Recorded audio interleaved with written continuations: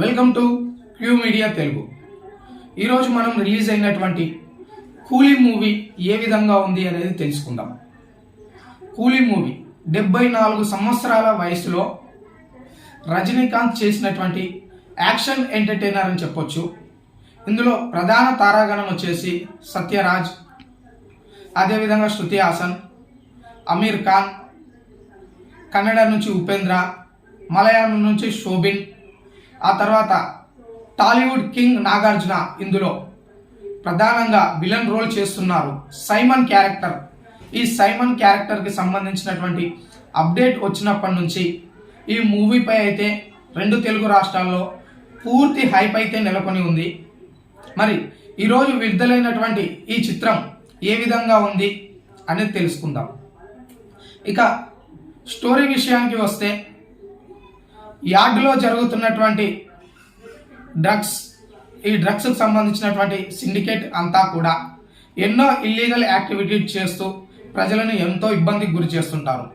అటువంటి వారు అసలు శృతి హాసన్ను ఎందుకు టార్గెట్ చేశారు? ఆమెను కాపాడడం కోసం రజనీకాంత్ రంగంలోకి దిగుతాడు. ఆ తర్వాత రజనీకాంత్కి నాగార్జునకి జరుగుతున్నటువంటి హోరాహోరీ పోరు ఏమిటి? మరి ఆయన ప్రియమైన మిత్రుడి పాత్రలో సత్యరాజ్ అద్భుతంగా నటించారని చెప్పొచ్చు. ప్రతి సినిమాకు కూడా మెయిన్ వచ్చేసి ఇంటర్వెల్.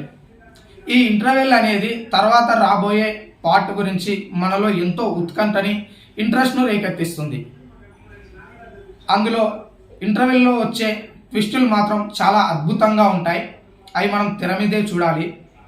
ఇంటర్వెల్ తర్వాత వచ్చే ఫ్లాష్ బ్యాక్ 90sలో రజనీకాంత్ని తలపించే విధంగా అద్భుతమైన ఫ్లాష్ బ్యాక్ని అయితే లోకేష్ కనకరాజ్ చాలా అద్భుతంగా డిజైన్ చేశారనొచ్చు. దర్శకుడిగా ఆయన ఈసారి మరో మెట్టు ఎక్కారు. ఎందుకంటే ఇంతమంది భారీ తారాగరం ఉన్నటువంటి ఈ మూవీలో స్టోరీ యావరేజ్గా నడిచినా సరే బాక్స్ ఆఫీస్ వద్ద భారీ వసూళ్లను సాధిస్తుందని ప్రతి ఒక్కరికి తెలుసు. కానీ అనిరుద్ బీజిఎంతో ఈ మూవీపై ప్రేక్షకుల్లో చాలా హైప్ అయితే నెలకొని ఉంది. మరి ఈ మూవీ ప్రేక్షకుల అంచనాలను అందుకుందా అంటే ఎస్, అందుకునిందని చెప్పొచ్చు. Aamir Khan guest appearance start అయినప్పటి నుంచి సినిమా మరో లెవెల్లో ఉంటుంది. ఉపేంద్ర గారి నటన మనకు అందరికీ తెలుసు. ఈ సినిమాలో అదే విధంగా అద్భుతంగా నటించారు.